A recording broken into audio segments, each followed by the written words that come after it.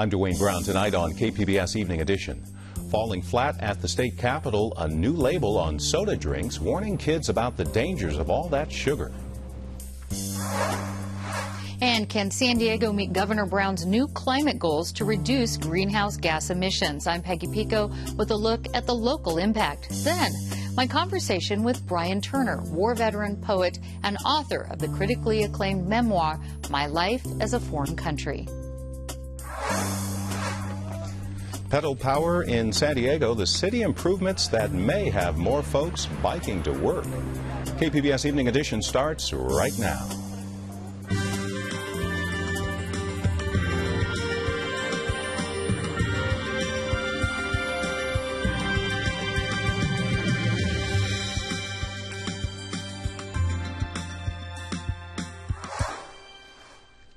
Hi, good evening. Thanks for joining us.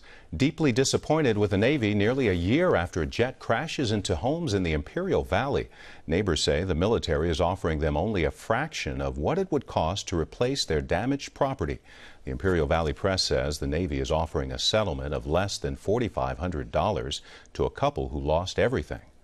2 homes were destroyed and another was badly damaged. No one was hurt when the AV-8B Harrier jet crashed in June. The couple says they were happy before the crash and just want the military to make it right. A nasty find during a routine inspection at a local hospital, a cockroach infestation where patients, visitors, and staff eat at UC San Diego Medical Center in Hillcrest. Leo Castaneda from our media partner iNewsSource joins us with more details. Leo, first of all, tell us how you came across this incident. It turned up as part of an investigation we did of food inspection records at different universities in San Diego County. Those universities have their own food safety staff that handle those inspections rather than having the county workers do it. That means that UCSD itself keeps an eye on production at their kitchen. And this inspection was actually uncovered last year? Exactly. The cockroaches first showed up in March of last year. Then 2 months later, they were gone. However, when inspectors came back about 3 months after that in August, the cockroaches were back. At that time, they stopped the inspection and worked with management to get rid of the bugs. By October of that year, the cockroaches were almost completely gone, and the most recent inspection in March didn't find any vermin. And do we know how the roaches got into the kitchen? UCSD officials declined requests for an interview. But in an emailed statement, a spokesperson from the hospital said there had been some holes in the wall because of a renovation project. And all it takes, a pest control expert told us that cockroaches reproduce very quickly. And as long as they have food, water, and shelter, that's all it takes. And that's why by August, the inspector found them in places like the cooking equipment and along the walls. For a timeline of the inspection report, go to iNewsSource.org. Reporter Leo Castaneda with our media partner iNewsSource. Dozens of protesters are marching through downtown Baltimore again this evening after a police investigation shows a van carrying a man who died in custody made a previously unknown stop. Baltimore police say nearly 100 officers have been hurt since violence broke out there in the city on Monday. This is what the protest looked like last night. Police haven't said whether anything happened during that second stop or why it was made. More than 2 weeks ago, Freddie Gray was put in leg cuffs because he had become irate. At some point, Gray suffered a serious spinal injury and died a week later. We will not rest. We will not rest until we get justice for Freddie Gray. We will not rest until there is a full, clear, transparent investigation of our police department as well as the police who were involved in the death of Freddie Gray. Earlier today, police delivered a report to city prosecutors detailing evidence in the death. 6 officers involved in Gray's arrest have been suspended. All day, we will fight for Freddie Gray. Hundreds marched in San Diego's City Heights, showing solidarity with demonstrations staged from coast to coast. Protesters in San Diego marched for a couple of miles. Dozens of police officers escorted them. Most of the demonstrations last night were peaceful. However, there were at least 60 arrests in New York. Documenting alleged police abuse is one of the inspirations behind a new app by the ACLU. The civil rights organization says the app will help serve as a check on abuse and comes as national outcry over police practices continues. It's called Mobile Justice. Video is recorded on the app and automatically sent to the ACLU. Those who submit can remain anonymous. It also sends alerts so others can go and take their own video. It may be the end of the road for stop sign cameras. A state lawmaker is pushing a ban prohibiting government agencies from using them. The cameras are catching drivers in the Santa Monica Mountains. The Senate Minority Leader says one agency is exploiting the law to generate significant fine revenues. A California bill to require health warning labels on sodas and other sugary drinks has lost its fizz in the state Senate. Now, it was one of the latest campaigns to stop childhood obesity and rising diabetes rates. KPBS health reporter Kenny Goldberg joins us from our North County Bureau to explain what this measure was all about. This bill would have required all drinks with added sugar, including sodas, energy drinks, and sports drinks, to carry a label warning that these products contribute to obesity, diabetes, and tooth decay. Supporters said the science on this issue is clear, that sodas represent the #1 source of calories for teenagers, that 65% of California teens drink at least one soda a day, and that in the last 35 years, the percentage of teenagers who are obese has more than quadrupled. The beverage industry has argued that it's unfair to single out their products for such a complex medical problem like obesity and diabetes. And the industry says it would be totally unfair to single out sodas and not also require candy, ice cream, gum, other things like that to carry labels. Supporters say they're going to try again, but they do concede that this was the second year in a row that the bill was defeated. Kenny Goldberg, KPBS News. San Diego County's Bike Month is off to a rolling start. KPBS reporter Matt Bowler tells us pedal power is getting political support as well. San Diego Bicycle Coalition hosted the first official Bike Month group ride. Andy Hershaw is the executive director of the Bicycle Coalition. He says if the streets were better, more San Diegans would ride. We're really talking about safer bicycling infrastructure put on the streets so that it separates cars from bikes and gets more people to ride comfortably. San Diego City Councilman Todd Gloria says the San Diego Association of Governments, or SANDAG, is providing money to support bicycle commuting in the county. You have a $200 million commitment from SANDAG to build additional bike infrastructure throughout the region. Councilman David Alvarez says he rides his bike to work an average of about 3 times a week. You can be busy, you can have kids and have to take them to school, and you can still ride a bike to work. Alvarez says if the city improves roads and increases bicycle awareness, more people will hop on 2 wheels. If you create the right atmosphere to make it safe, fun, and a good place for people to ride their bikes, there will be more of it. Bike Month goes through May. For a link to the Bicycle Coalition's calendar of events, check out kpbs.org. Matt Bowler, KPBS News. The rest of the world is watching California as the state toughens its target to reduce greenhouse gas emissions. Peggy Pico is looking at what that could mean for us. Under Governor Brown's executive order, California must cut greenhouse gas emissions to 40% below 1990 levels in the next 15 years, all in an effort to curb climate change. Here with more on the projected local impact is my guest, Nicole Kapritz, with the climate watchdog group Climate Action Campaign. And Nicole, what's your reaction to Governor Brown's executive order? Well, we're excited. It's a really bold, ambitious action on the part of the governor, but it's also a critical step for the state of California because science and data shows that we need to steeply reduce our carbon emissions in order to protect our quality of life. Now, combined with the federal and prior state mandates, if we took a look at them all together to reduce greenhouse gas emissions, how much reduction are we really talking about now, in the next 15 years, and by 2050? So currently we are under a target to hit 1990 levels by 2020, which is about a 15 to 20% reduction. And then the governor just said by 2030, we're going to have a 40% reduction. And then the next level, the final level, is an 80% reduction by 2050. Is the city of San Diego currently on track to reach at least this new 40% reduction in the next 15 years? Yeah, I'm proud to say that we are. And that's because of the leadership of Councilmember Todd Gloria and our new mayor, Kevin Faulconer, who have both presented this climate plan that has a 50% reduction goal by 2035. So it's almost a little bit more than what the governor's. How is the city planning to do this? Are there some specifics in this climate plan that you think will help us reach this goal? Oh, yes. There are very specific actions outlined in the climate plan. The two biggest drivers of carbon emissions in San Diego are transportation and energy.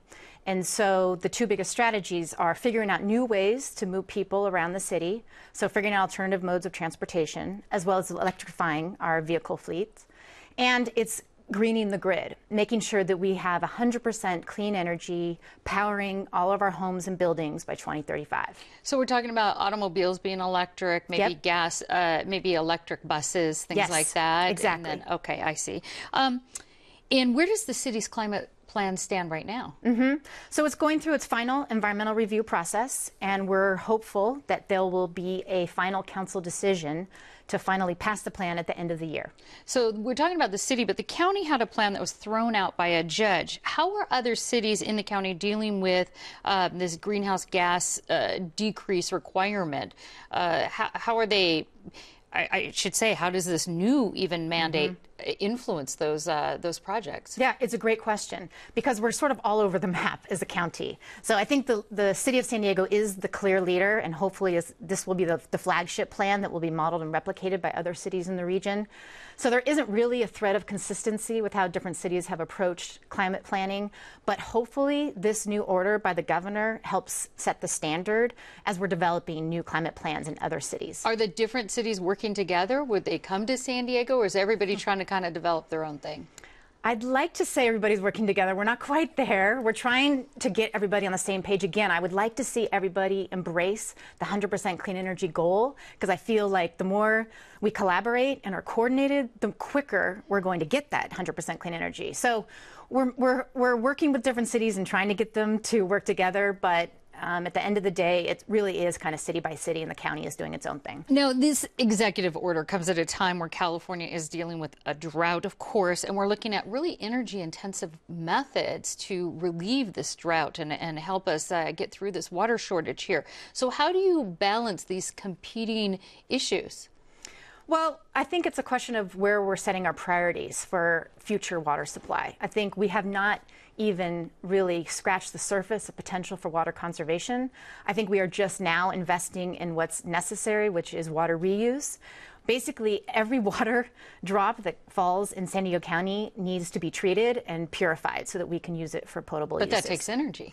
It can. I mean, you can also make sure that there are clean energy sources that are making that happen. So as technology advances, solutions advance. And so we have to figure this out. But again, for most of the environmental community, the focus, again, is on conservation and using water more efficiently. I see. And I know there was this report by a nonpartisan group, Next 10, that further reducing these greenhouse gas emissions could generate more than 1 million jobs across the state. What would that sort of look like for San Diego? Yeah, San Diego, we are already second in the nation for solar installations. I mean, really think about that. That's truly incredible. And what that means is jobs on the ground here locally in our backyard, because somebody has to get up on a roof and install that solar panel. Someone is actually selling that solar panel. Someone is managing the people selling the solar panel. So there's all this sort of ripple effect when this clean energy technology comes to bear. And it's pretty incredible. The solar industry alone in San Diego has created more jobs in the state of California than all 3 of our private sector utilities. All right, Nicole Kapritz, thanks so much. Thank you.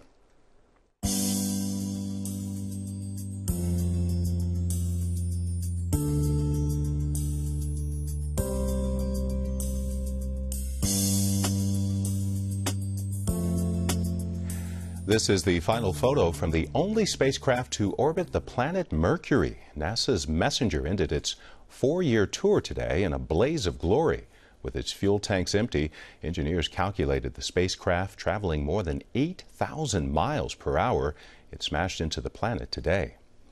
It carved out, take a look, out a new crater on Mercury's surface. NASA experts hope Messenger's final resting spot will be found by another Mercury-bound spacecraft.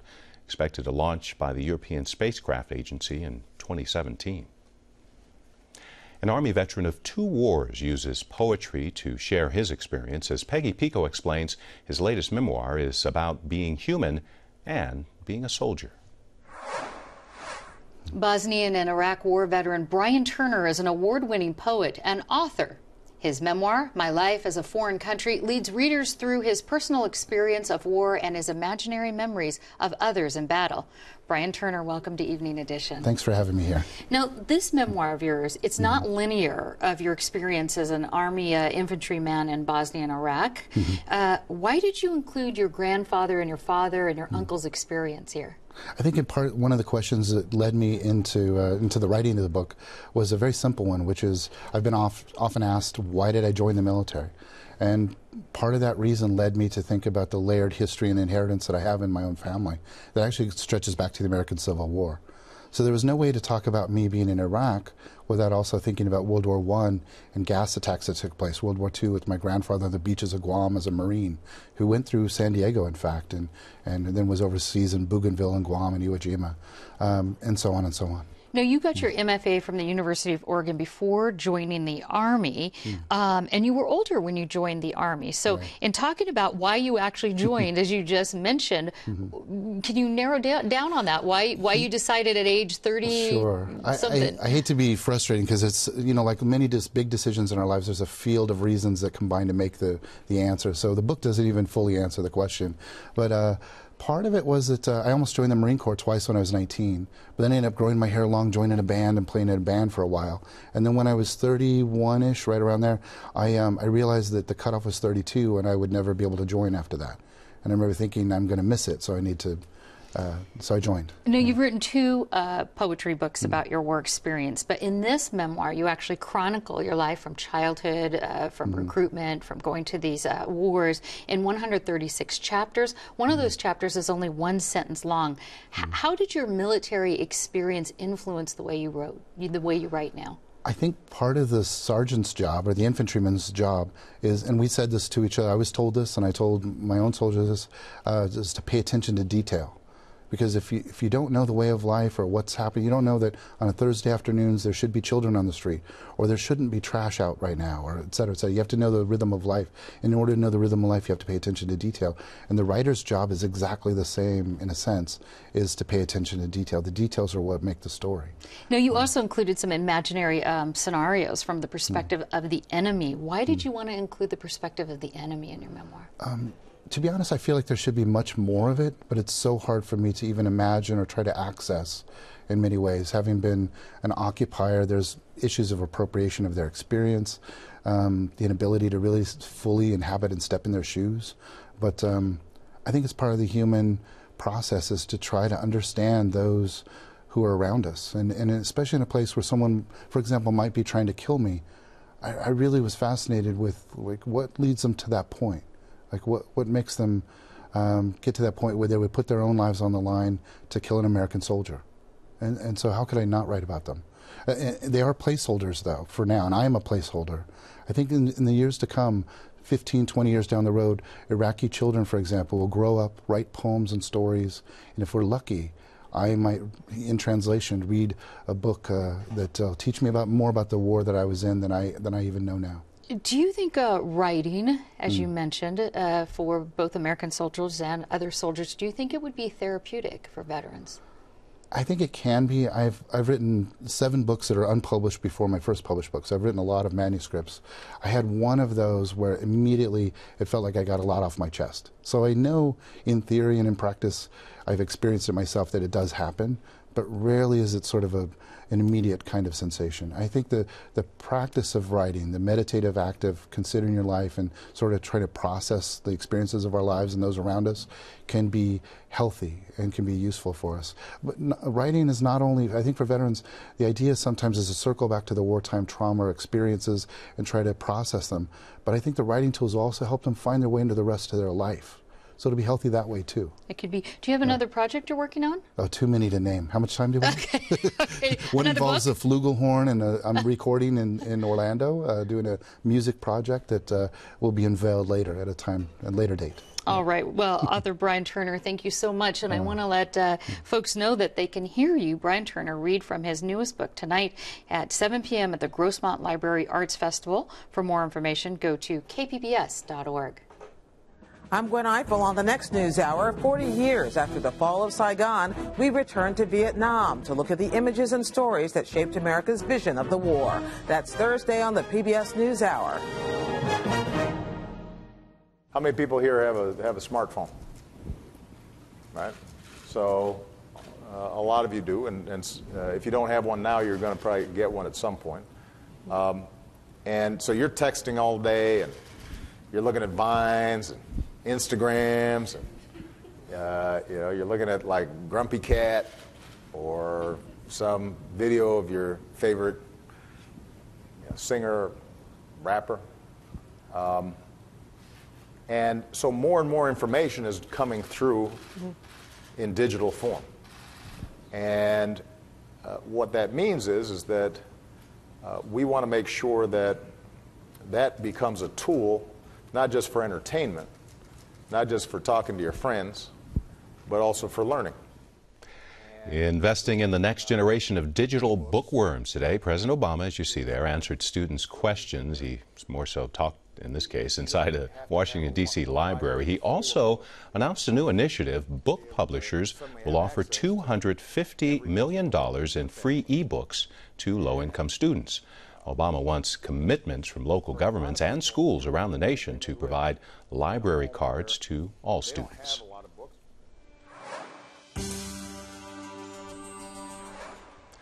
Let's stay on the education desk. It's harder than ever for students to get admitted to top universities. KPBS education reporter Matt Bowler learned how a growing number of San Diego students forge a path to elite colleges. We're a prisoner of your own ignorance, a prisoner in your mind, right? And then slowly liberating you. It's gradual, it's painful. Plato's allegory of the cave, a rite of passage for many college freshmen. It's a story about gaining knowledge, going from seeing only shadows. And on that wall, so they're all, changed, they're looking. To walking in the light. And it completely upends your whole world when you're outside. Both allegory for the class to study and metaphor for the students to live. This isn't a class at SDSU or UC San Diego. It's a community college class at City College in downtown San Diego. This is the Honors Program. The truth. San Diego Community College District Honors Program offers a path to many elite universities. Kelly Mayhew is the honors coordinator at City College. They're transferring to UCLA, UC Berkeley. In fact, I have to write a letter of recommendation for one of our honor students transferring to Stanford, Columbia. One of our students went to Stanford and then went to Yale Law. So we hit pretty decent places, I think. Started in 1985, the honors program has grown to nearly 2,000 students. At City College, 51% are Latino. Mayhew says they help forge a path towards higher education for people who may not think college is possible. We are full of socioeconomically challenged people who've not always been well served. Celeste Clerk moved to San Diego from La Paz in southern Baja with her family. She says the program is not only showing her a way to UCLA, but it's also showing her herself. An awesome part about the honors program, the deeper level behind that, is that it teaches you not just how to think, how to reason, but also that your thinking and your reason is worth an honor. There are two ways to take honors classes. One, just modify regular coursework and make it honors. The other is to take what are called honors core classes. The honors core is designed to get students into a four-year school. Not all the students are fresh out of high school. After a decade in the Marine Corps, Elvin Lantigua joined the honors corps. I just didn't want to skate through the college experience. I felt like I wanted to get the most out of it. Students find the honors program in a few ways. Some get a high score on the community college entrance exam and are recommended to the program. A few come to it straight out of high school. But Mayhew says the most successful way is when professors recommend the program to students. One of the most effective ways and one of the most supportive ways is that we have our entire faculty recommend students to the honors program. The coursework is as challenging as they can make it. It's like, okay, another day of Greek philosophy, then we have, all of Greek culture, then China, right, then Confucius, then all the great world religions, boom, that'll be easy. It's not easy. Your eyes are going to hurt because you're unaccustomed to the light. The first light you see is the fire.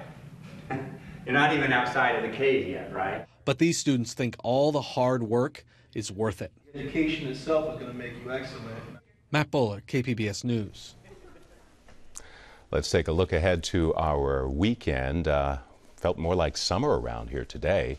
But there you see those clouds returning. Mix of sun and clouds by the afternoon along the coast, mostly in the 70s. Sunshine expected for the inland sections, 90, another warm day tomorrow, then back into the 80s, low upper 70s on Sunday. Some relief for the mountain areas, temperatures there mostly in the 70s, dipping to the upper 60s by Sunday. 100 degrees in the desert, temperatures dipping into the 90s as we head towards the weekend.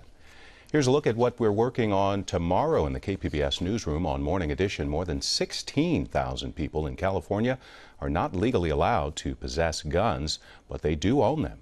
The questions about why a State Department hasn't done enough to reduce that number. That's tomorrow on KPBS Radio. You can find tonight's stories on our website, kpbs.org/evening edition. Thanks for joining us.